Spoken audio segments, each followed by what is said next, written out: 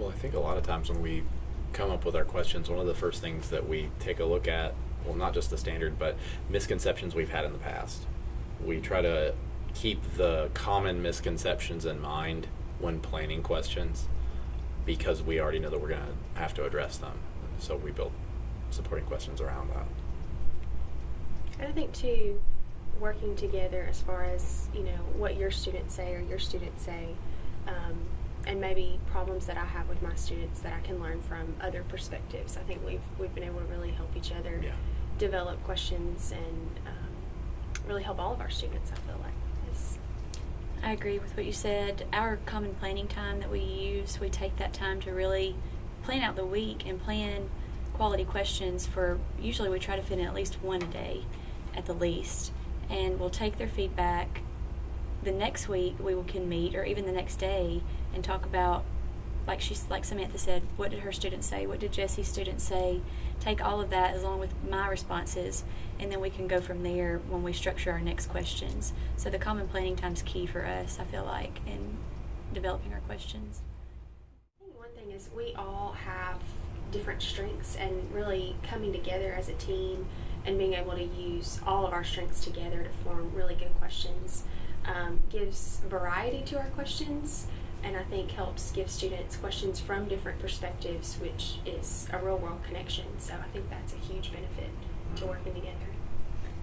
The value to me in structuring these questions, I feel like as I reflect back on my college experience, I was never taught how to structure questions the way that we're learning through quality questioning. And so when we sit down and plan these questions, it's not just me in the classroom thinking of questions as I go. It's me planning these questions, being prepared for their responses, and then coming together with my team and planning for the next go-around. I agree. I think it's easy to fall into this trap of assuming students will be able to answer certain questions but challenging them with others, only for them to not be able to answer the initial questions. And so we're able to get together and anticipate that more accurately with collaborative meetings.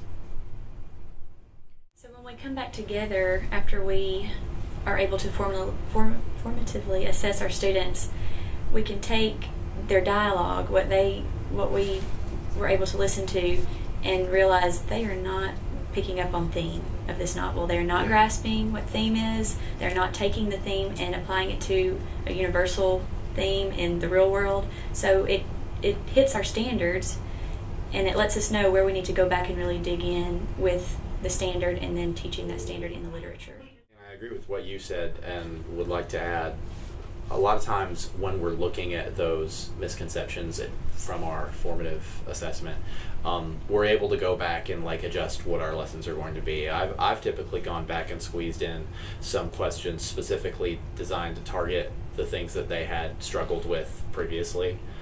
Instead of having questions that are formatted the way they would normally be, questions that are written really to trip them up on the course that they're having those problems, so that we can sit down and break that apart and talk about the errors that they're making.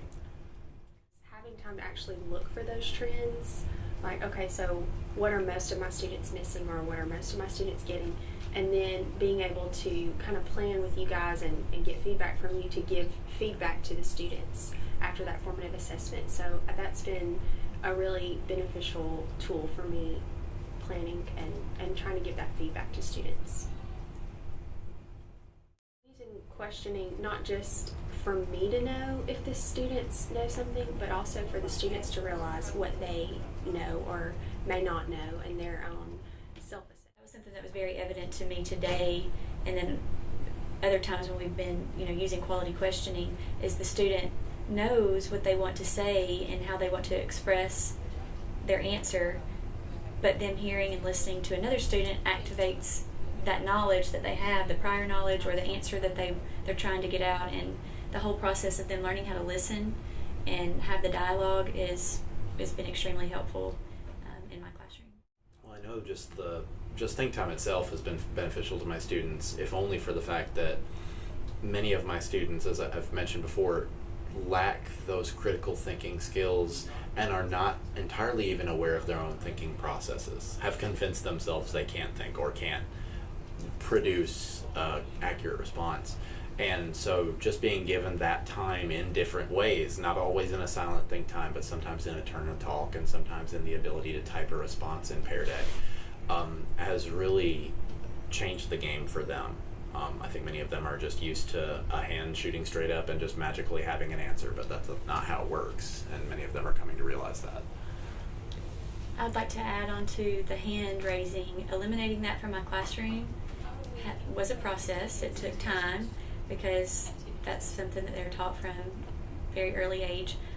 But now that they have it, it works naturally, and it's been nice to see that. And it's given those students who usually just wait on the same student to be called on all the time, it gives those students a voice, I feel like. And they have become more confident in themselves, and that's been a win for everyone. It makes me happy. I can see the confidence building in the student, and that's just what you want as a teacher. And kind of building off of that, they don't necessarily look to me for the answers anymore, because when I'm forcing them to think, and that's what I tell them, I'm forcing you to think for yourself, which is a skill that I want you to have leaving my classroom and beyond. So I think that's been a huge benefit too, to force them to think for themselves. I really like the way that's worded. I like that, and that's our goal. Really, is that we're not going to ask for it. You need to be able to do this, Mm-hmm. and you will. And seeing the process happen in front of your eyes when you're quiet and you give them that think time, and they will just keep talking and just keep saying stuff, and I'm like, where is this coming from? This is awesome. Yeah. So just seeing the think time work in front of your eyes is really cool. One of the first things that stood out to me whenever I was taking a look at quality questioning and the things about it is the categories of questions. That's been my number one takeaway from the entire thing, is recognizing that many of the questions that I've already been asking have different purposes, and that many of them can be pre-prepared, and then many of them come naturally as a result of formative response. But just knowing that, and knowing that they don't all have the same purpose, and teaching the students of the different purposes of questioning has been very beneficial to me. I think a lot of times as teachers, we're just trying to give out so much information, and we're trying to make sure that they get all of these things. And I think if we just take more time to let them process and have those discussions, not only do we learn from them, but they learn from each other. And so I think giving them that opportunity in class to have those discussions really cultivates that learning process. Year has been a really important stepping stone in getting where I want to be as a teacher, and I think a lot of what we've participated in terms of like becoming more familiarized with quality questioning and with the appropriate usages of Think Time 1 and 2 and things like that have been the structure that I've needed to get there. That's how I feel about that. A huge area of success in my classroom has been giving the rationale to the students, so that they don't just see this as, we're going to do this for the sake of doing this. What is the why behind this? And what can they benefit from this particular structure? Most of the time students will buy into that and be more willing to participate, because they know it's not just a random structure, that it actually has purpose, and we're trying to prepare them to be able to have those discussions in the classroom. And for my colleagues that want to try this but are nervous or don't know what to do or they're not sure what to expect, it does start out very rehearsed, and you practice and you give the question and you practice Think Time 1, you practice Think Time 2, you tell the students what you're doing, you explain it, go over the poster, whatever kind of visual you have, and then once you repeat that, however many weeks it takes you, then it becomes natural, and you don't have to say, okay guys, now Think Time 1, or now we're doing Think Time 2. They understand what each moment's for, and they're able to do that in small groups, whole groups, Socratic circles with technology, and so it works out really great. In addition to that, anticipate your students who are higher academically to be resentful of it. Anticipate that, because I will, at least at the beginning of the year, I would occasionally have students just be like, we're not using Think Time today, are we? And they would groan.